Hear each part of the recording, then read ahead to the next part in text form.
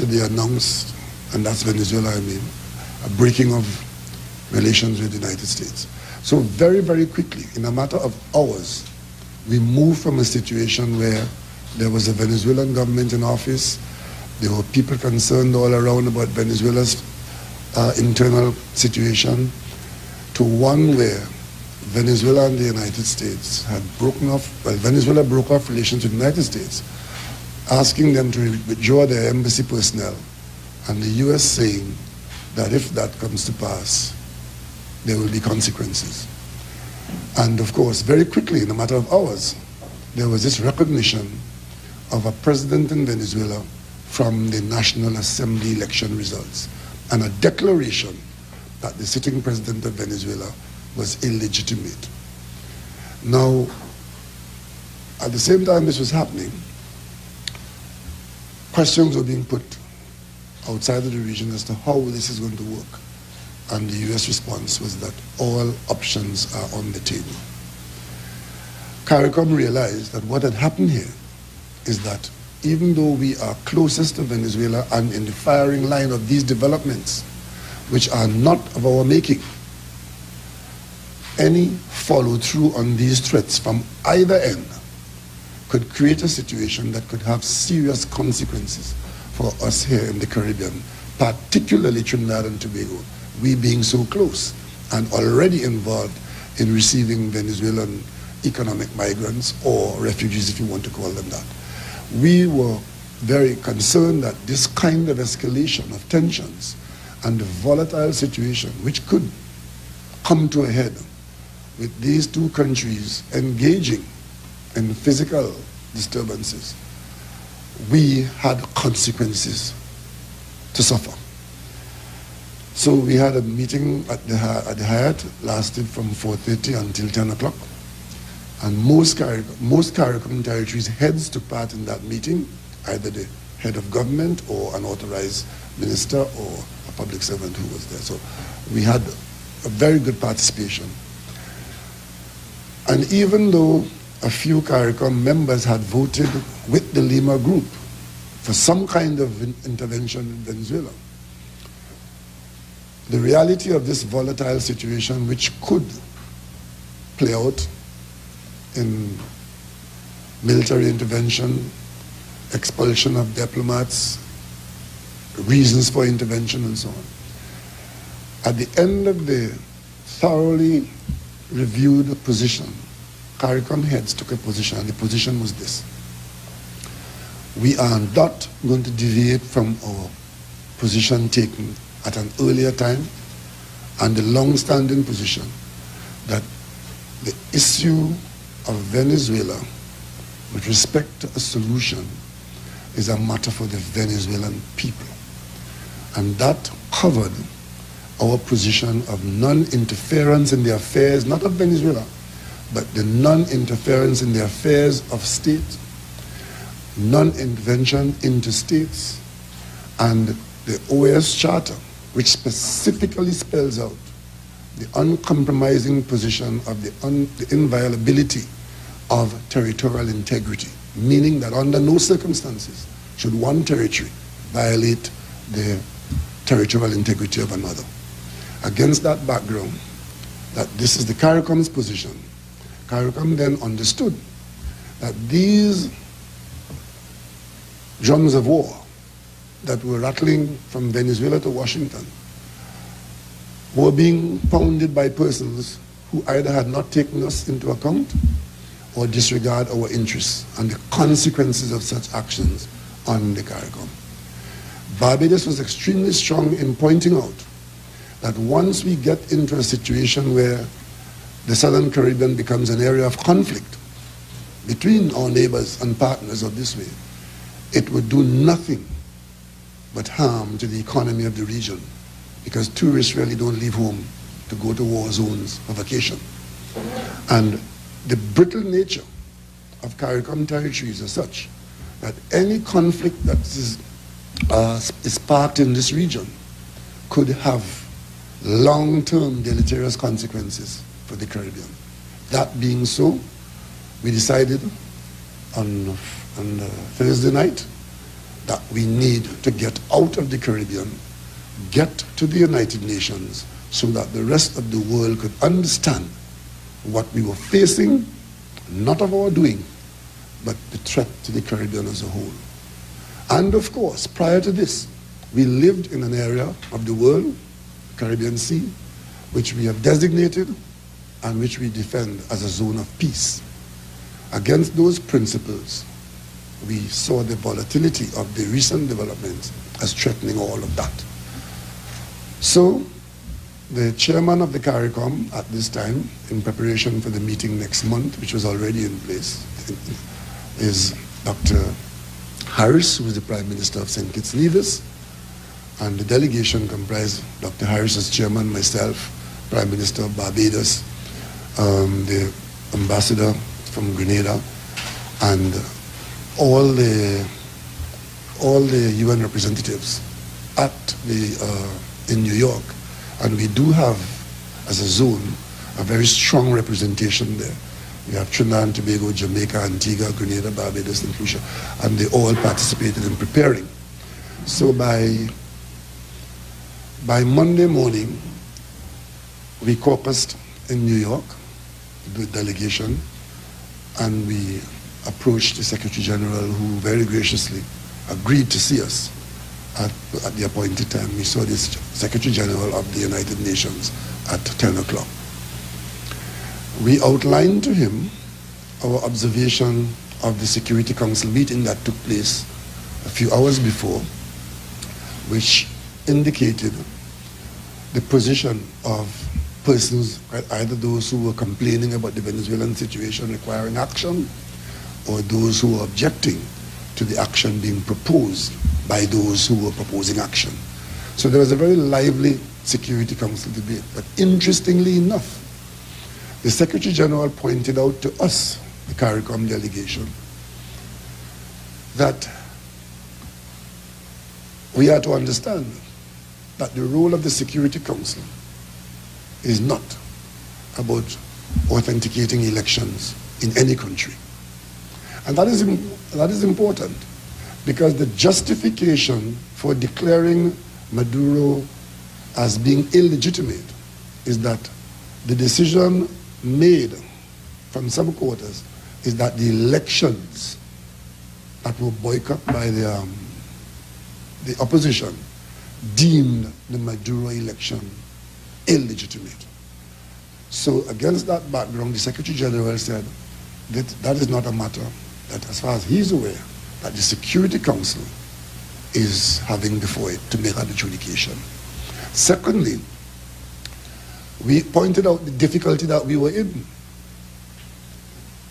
That even some of you, our own media, are misrepresenting the situation, saying that because we have not taken a side in this matter, that we are supporting Maduro by not voting with the Lima group to take action in Venezuela. We are supporting Maduro. And the Secretary General said to us, well, we at the United Nations have a Venezuelan government seated here.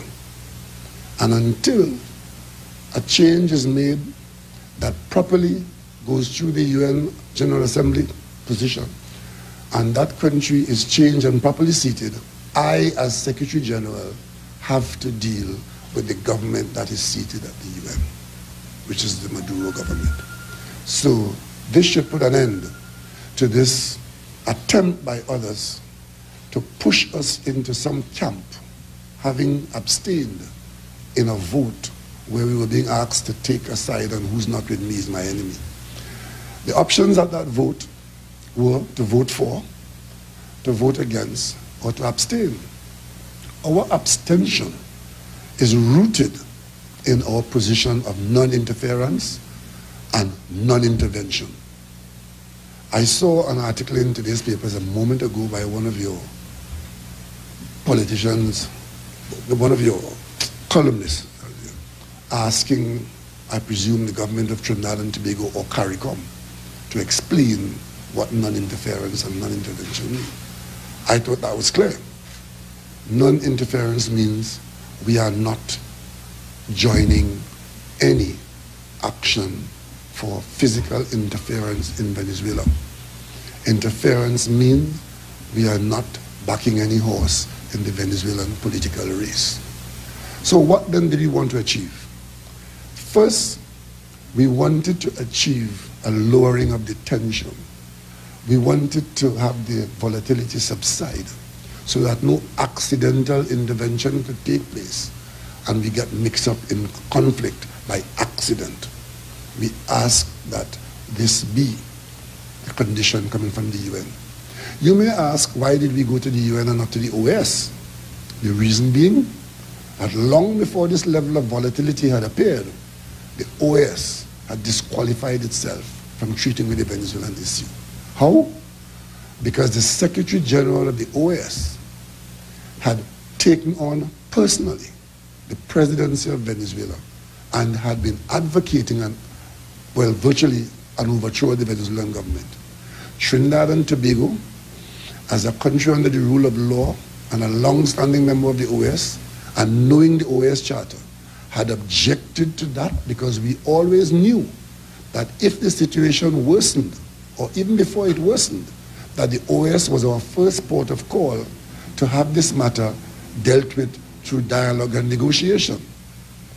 By the Secretary General, without reference to us in the CARICOM, we don't know who else he was referred to, but without reference to us here in the CARICOM, taking on from his office an attack on a member government, that created a problem for the OAS. And now that this new parallel government was declared in Venezuela, once again, without reference to us here as members of the OAS, the Secretary General went ahead and recognized the new president.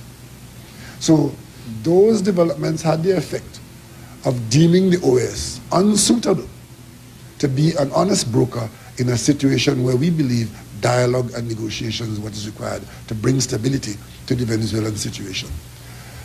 So we met with the Secretary General and we made ourselves available to meet with a number of missions where there are countries that are interested or involved in this new development on our doorstep. We met with the Uruguayans, we spoke at length with the Mexicans, we met with the South Africans, we met with the Russians, the Chinese, the OAU, the EU. So all of Tuesday, for the entire day of Tuesday, we met with missions, and on Monday. Much of it persons who wanted to meet with CARICOM, because we did not set a list of finite persons who we'd meet with.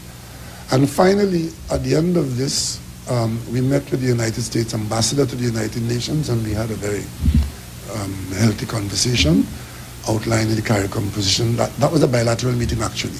It was Trinidad and Tobago that met with the ambassador. All the other meetings were CARICOM meetings. And we had a very good meeting with the United States ambassador outlining Trinidad and Tobago's position on its own and in CARICOM, one and the same. And we discovered a number of things. We discovered that outside of our bailiwick here, most people who were making these decisions had very little idea of even the geography of what is involved, far less the politics and the political history. And many of them were very grateful that we had come to inform them of the situation so that they could guide themselves away from the pitfalls that will only occur after the die has been cast.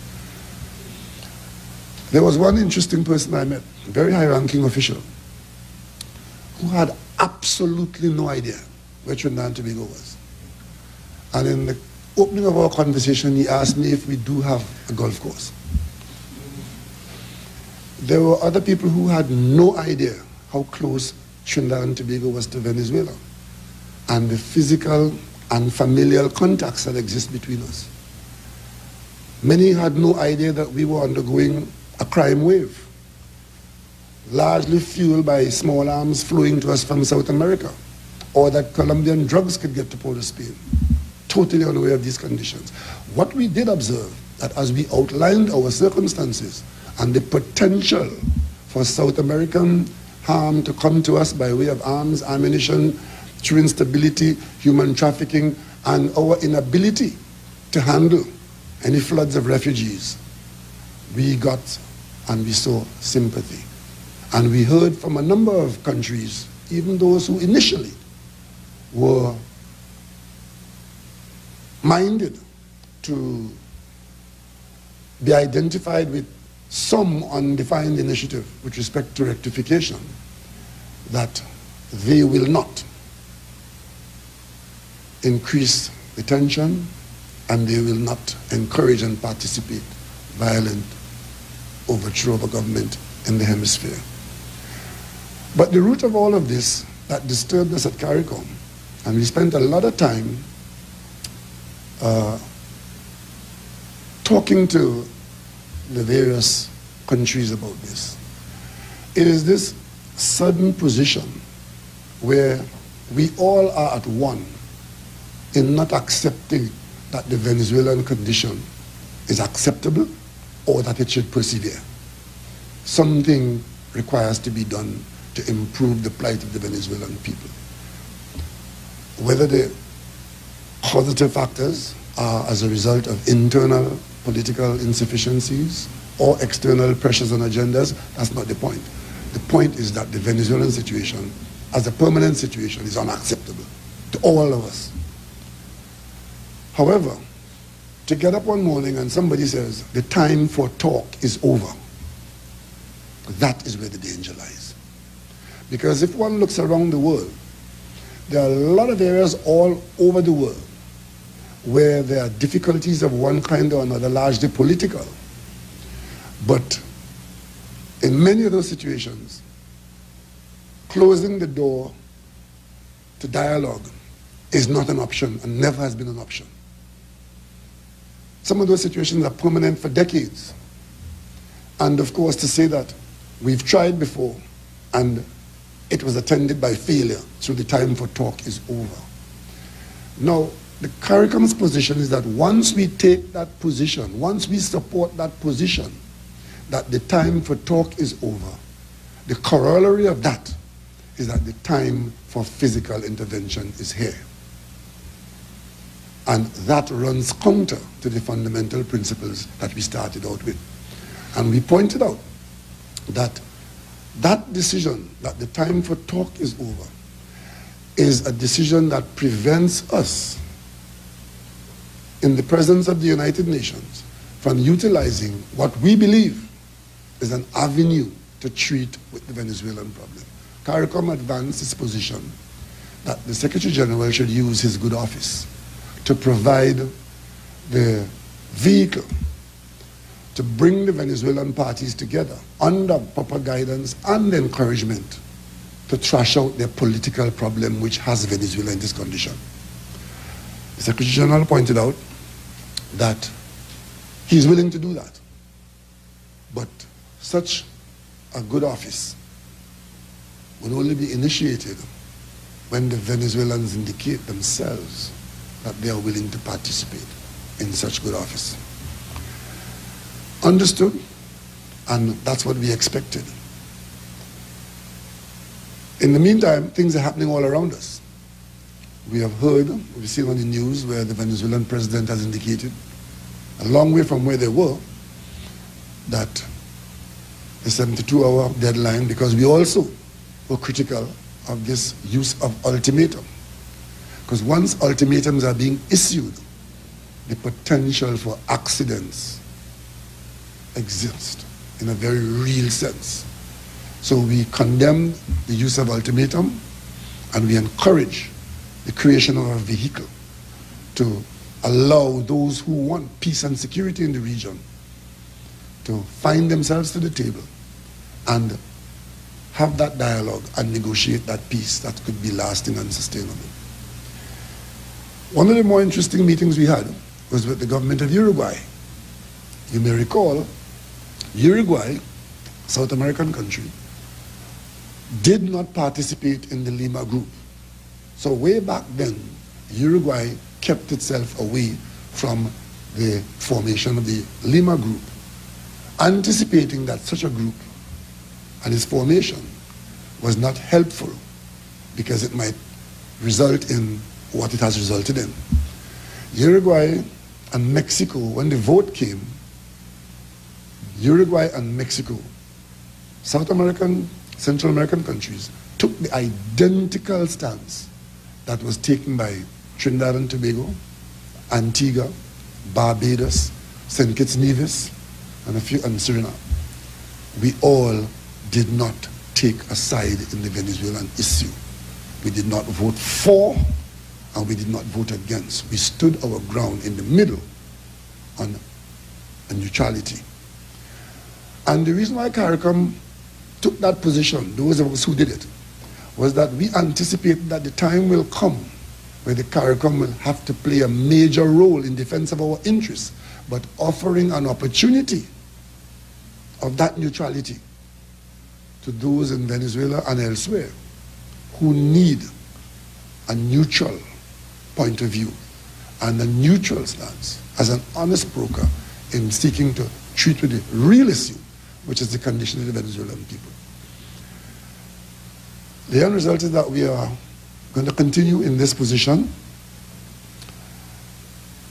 Mexico, Uruguay, and CARICOM, with the connections to the UN where that connection can be made, to reach out to the Venezuelans, to take advantage of this situation, to treat with their internal problems. It is not for us to intervene in Venezuela to fix the Venezuelan problem, but it is for us to assist them. And this is the kind of assistance that we could give.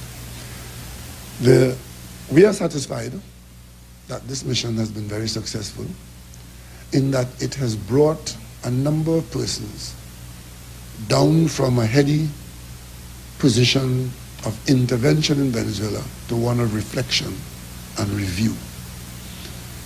We anticipate and we expect and we hope that there'll be a lessening of tensions, and that the more we look at the situation, the more level heads will come out and say there must be another way.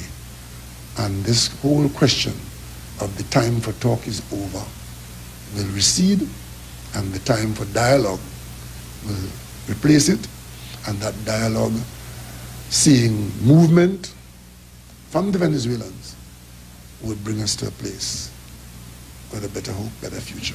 Because at the end of the day,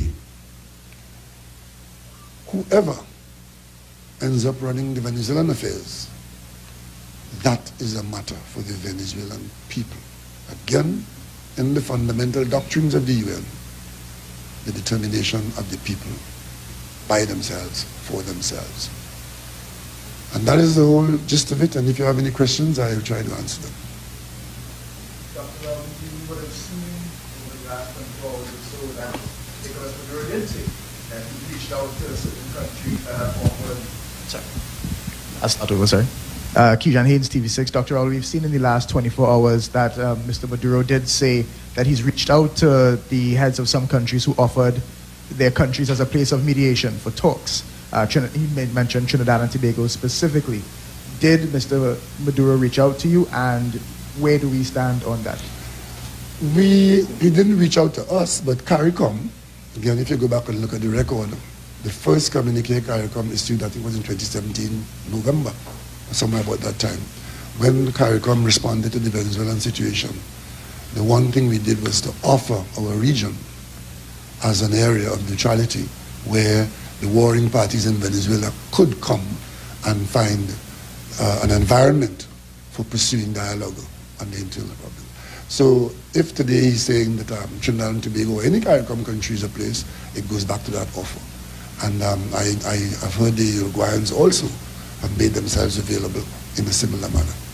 He's still saying that the offer is available if you want. Oh yes, that is CARICOM's position, maintaining one voice on this matter and maintaining CARICOM as an area of neutrality and an honest broker in this whole matter. The CARICOM region, whether it is Barbados, Grenada, Trinidad and Tobago, we are available, and if they wish, we will be very happy to host and entertain them in a search for peace. that because if you look at some of the comments after the story broke, the people of Trinidad and Tobago are not as accepting as you are. What would you say to them that they change their mind? I don't know that this is something that the people of Trinidad and Tobago should have a negative view on. If there are international issues, I just told you, there's a volatility which could see conflict, physical conflict on our doorstep, with all the attendant consequences of that. If those persons want a place to talk, and our country is selected as that place, and I will hold out to our citizens that that is what we do. The Dragon gas deal in Parliament was said that we're looking for more information. Anything that you can add to that? I don't understand the question. There was a question raised in Parliament about where we stand with the Dragon gas deal, given the volatility in the country. I believe that it was the PDVSA sanctions specifically. Well, where have you looked into that more? Well, that is a whole part of that is all wrapped up in what I was saying. In taking the position that the time for talk is over and the time for action is now, one of those actions is the PDVSA sanction. Everybody knows that even more so than Trinidad and Tobago, the Venezuelan economy is driven by the oil economy. So any attempt to deny the government in office access to the earnings of the oil economy of Venezuela is a strangulation which would have some kind of effect. I have been trying to find out what kind of effect that would have on the people of Venezuela who already were having difficulty obtaining certain things. So it has the potential to maybe not improve, and maybe the intention is that by that strangulation that it will bring about a response that will bring about a change of government. Again, that is not for us, that's not our doing.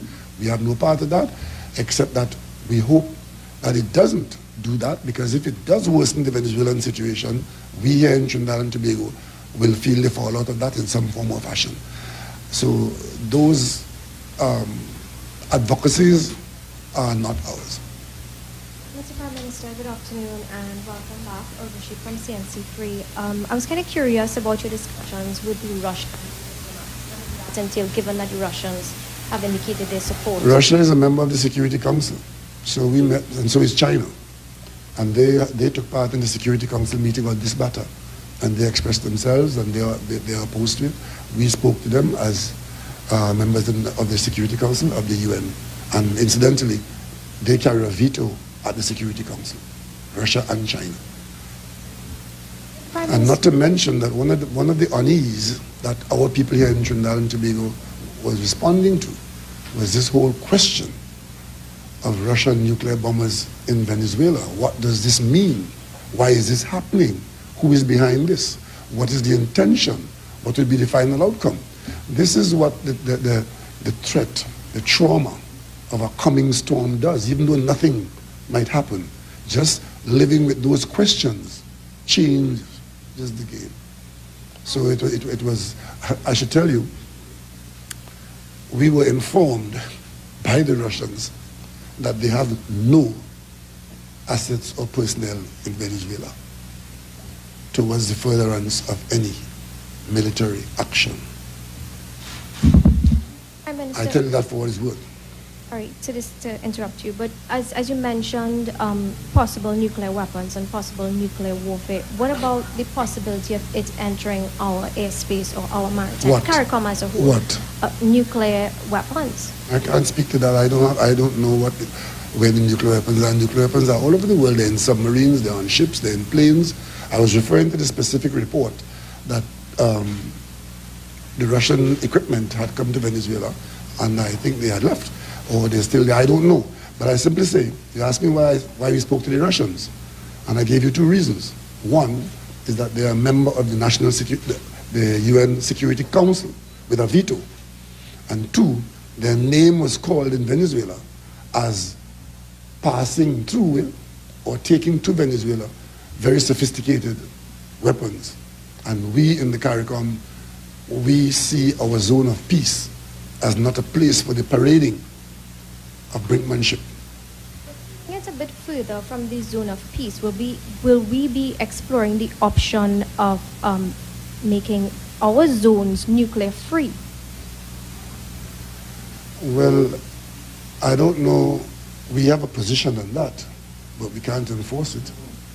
We are not sufficiently military strong to enforce that. I mean, even between Trinidad and Tobago, where you have ocean-going vessels of all kinds, we don't know what submarines pass through there. We don't know who is off our coast right now with what. Right? So most we can do is stand on principle.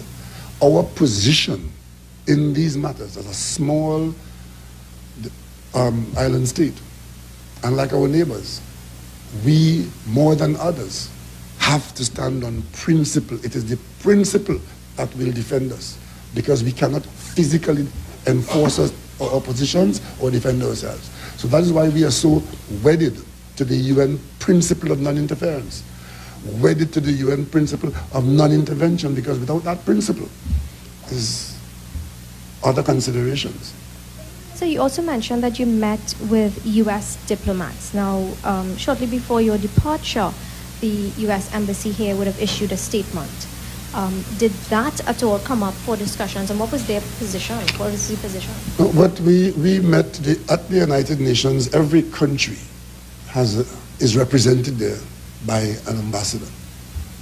We have our ambassador, Her Excellency Penny Beckles, as a Grenadian ambassador, and at that mission, there's a UN ambassador, a US ambassador. So we met with as many people as we could have, not the least. By the time we met the United States ambassador, we had met with so many other people that we had a very good perspective on what was going on and where our stance was, and that allowed us to talk a little more informatively with the United States through its ambassador in New York. If I remember correctly, the U.S. Embassy expressed their, I don't know if it's disapproval with our recognition, whether or not we recognize Mr. Maduro, our position. Were you able to make our position a bit more clear? Yeah, we made it a lot clearer, and we just have to stand by our principles. And the comment from Marley Street, we responded to that already, and we continue to maintain our friendly and working relationship with the United States. The ambassador at the United Nations is a United States envoy, and we speak as we would speak anywhere else. And as this crisis in Venezuela continues to unfold, we're seeing many reports of many more Trinidadians being abducted at sea and being held, ransoms have been demanded. Our position on that? Are we negotiating via Foreign Affairs to get these persons returned? Well, I don't know the details of what happened in a particular instance at sea with our nationals on the Venezuelan territory. What I do know is that if you do not have proper law and order on the borders enforced by governments that are in control, those kinds of developments can become more the norm than the infrequent. Good afternoon, Prime Minister. Karen Kuzer, Philip, TGT News. I can't recall if you mentioned anything about this, but seeing that we have relationship with Venezuela, has anyone in our government or reached out to Mr. Maduro to find out how his position? Yes, we have Trinidad and let's make this very clear, because I know some of you in the media may not have spent the time to work on the background with this. Trinidad and Tobago has diplomatic relations with Venezuela. I know it makes good reading to talk about Maduro. Our connection as a country to the country across the Gulf from us is Venezuela. We have done nothing to break those ties. So the normal contact between countries, Trinidad and Tobago and Venezuela, continue. However, the CARICOM, where Trinidad and Tobago is playing a leading role our position is subsumed in the CARICOM position. And the CARICOM, as a matter of fact, at the CARICOM meeting here in Trinidad, I was here in Trinidad, and we were around the region by conference. Amazing technology. All of us could be in the same room in different countries. So. But at that time, we, as CARICOM, did reach out to the Venezuelan government asking for calm and restraint as a CARICOM position, and that involves Trinidad and Tobago. Calm and restraint, because what we wanted was a lessening of the tensions and an avoidance of accidents or deliberate action with which we may not have an agreement. And of course, while we were in New York, in dealing with the ambassadors who were there representing countries, incidentally, we were able, from our meeting in New York, when we were meeting with the Venezuelan ambassador, we were able to speak directly to President Maduro. The CARICOM delegation in New York spoke at length, listened to, and spoke to President Maduro from this mission. CARICOM, where Trinidad and Tobago is playing a leadership role. So no one from government has, as you say, picked up the phone from Trinidad and called President Maduro and spoke to No, it doesn't go like that. We have different levels of contact. I know at least one, the Minister of National Security may talk to the Minister of Defense over there, or the Deputy President, Mr. Delcy Rodriguez. So we have always been in contact with Venezuela because we have business. Right now, I'm just told we have a few citizens somewhere in the river mouth down there who have been kidnapped. You have to talk to the government of Venezuela, because we now have to talk to the Venezuelan military about what is going on there in defense and protection of our citizens. So we have an ongoing working relationship with the government of Venezuela. Whatever difficulties they have inside as to who is government, the one that we, as I told you what the Secretary General said, the Secretary General told us, the Caribbean delegation, I as Secretary General, I have to deal with the government in Venezuela, which is seated by the General Assembly in there. And until such time as that change is properly made, I have to treat with Mr. Maduro. And those are the words of the Secretary General of the United Nations. Okay, and it's reported that the interim president, Juan Guaido, has refused Trinidad and Tobago as a place of dialogue. So what is the next position?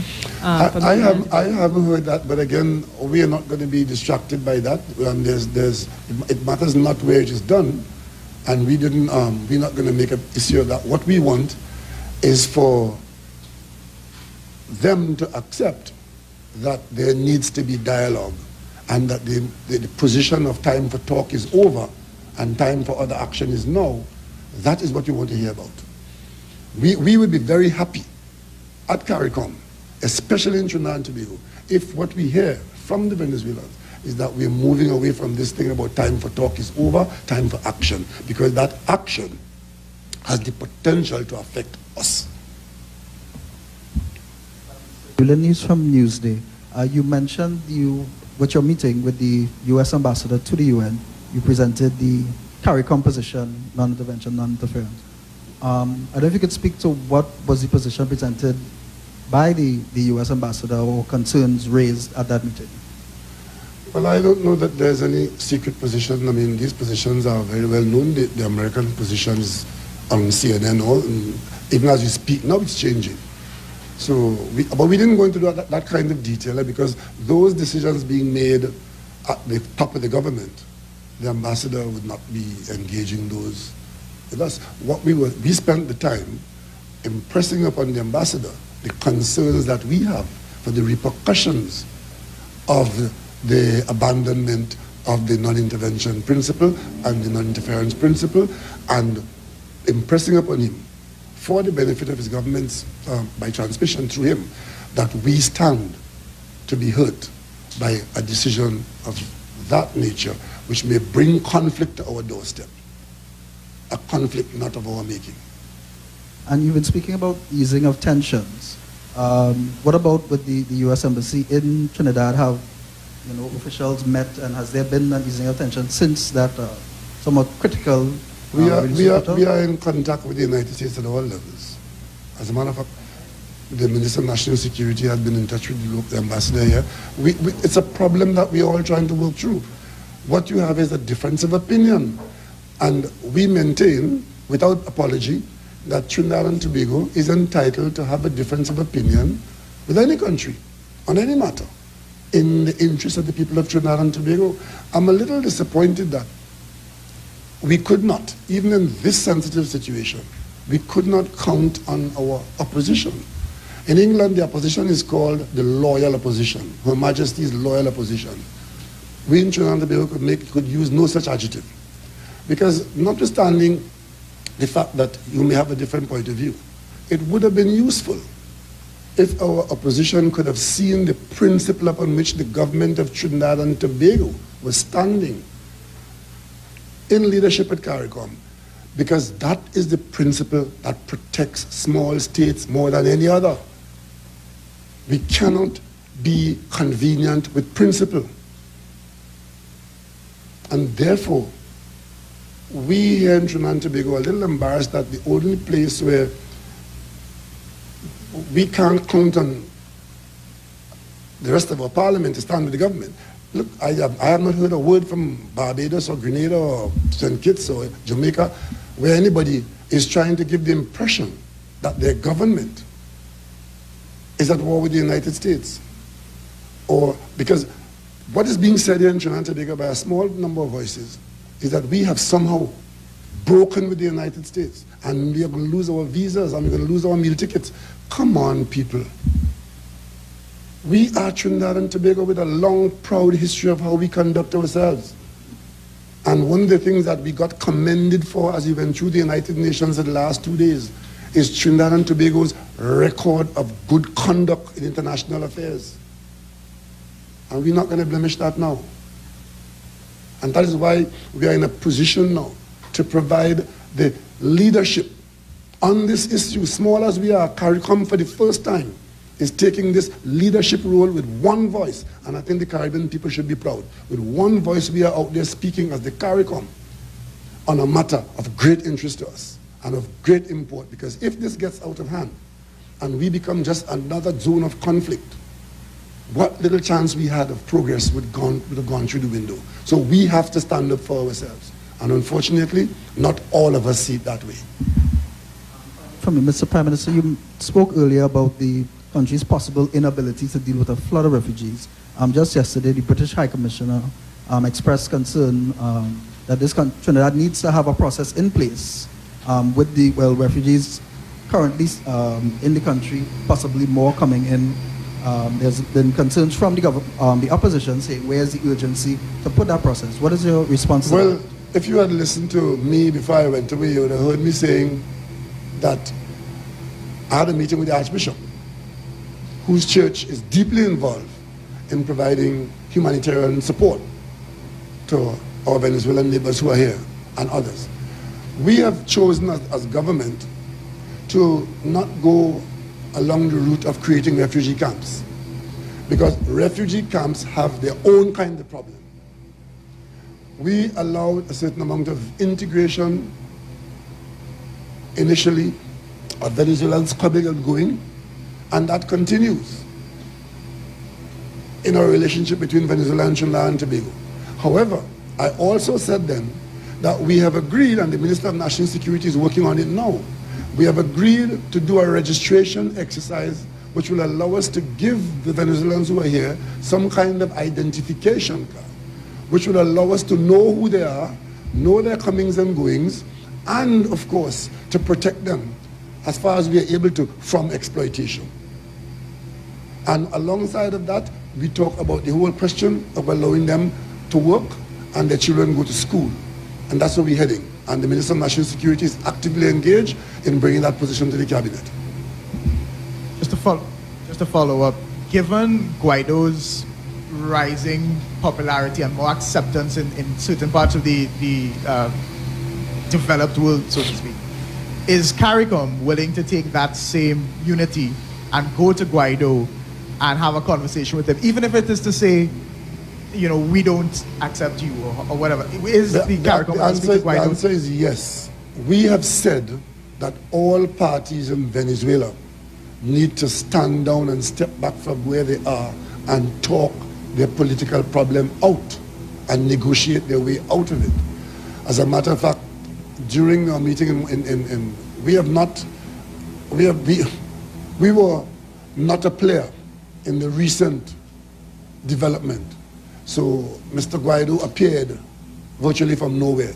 So we couldn't have had a contact with him. However, since he is now an alternative president, and from all responses in some quarters, an alternative government, our call for all persons in Venezuela to come together and talk this out and negotiate it out applies to Mr. Guaido as it applies to Mr. Maduro and his government.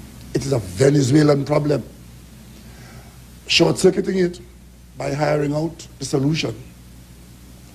The history of the world and the state of the world now is replete with outcomes from that development which are not satisfactory. So, as a matter of fact, we've got ourselves some information and contacts, and CARICOM has undertaken to pursue those contacts and to implore all interested parties to take advantage of what is available, build on the support that we've opened up on this week, and it's only an offer. The parties may choose to completely disregard us and go down another road. We have no control over that. But let it not be said that we did not attempt to provide an alternative to the volatility that could result in serious consequences for all of us, mainland and islanders. Mr. Prime Minister, you did say that Mexico, Uruguay, and CARICOM would be working together to see this through, well, at least on this peace initiative, if I may. Could you tell me what is planned, how soon? It's a little too early to tell you that. But the Uruguayans have put that out, and that has to do with us standing on the principles of non-intervention and providing an alternative route. The Uruguayans are just as concerned and did not take part in the vote for or vote against, and so did Mexico. So one has to look at who is accepted as an honest broker or who is willing to work alongside those who are willing to work this out in a different way.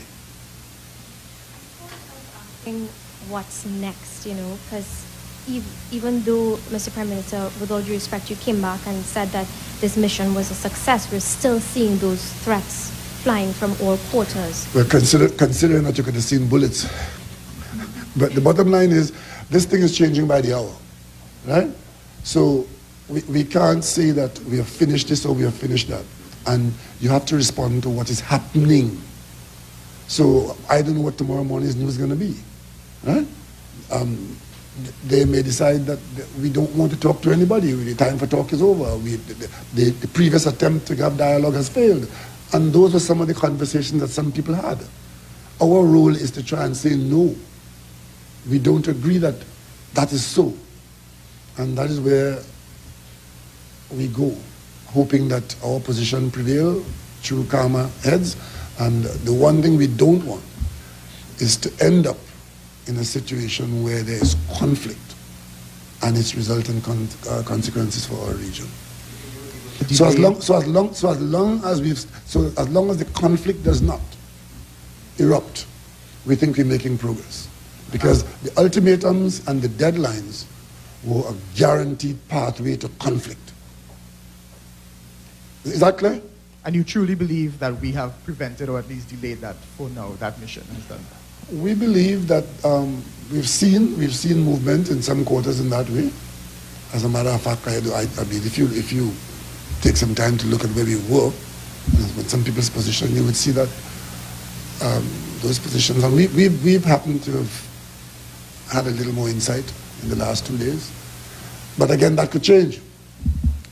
Impatience can replace all the work that we've done, which is why we keep saying we must remain in a position to talk the problems out for as long as it takes. Meaningful dialogue is CARICOM's position. And we're saying that to the Venezuelans. Your political situation at home now threatens the region. It has invited external forces into the region. You need to get your act together at home. There needs to be meaningful discussion. And there needs to be negotiations towards a solution that could last. That's CARICOM's position. I don't know if you can divulge any information, but as chairman of the National Security Council, are we on alert, or is our military prepared and ready for any eventuality? Our military will always be ready to protect Trinidad and Tobago's territory, but I don't know that we're involved in any conflict with anybody. And I should also tell you, I am not only chairman of the National Security Council of Trinidad and Tobago. Trinidad and Tobago holds a position in the quasi-cabinet of CARICOM, of regional security.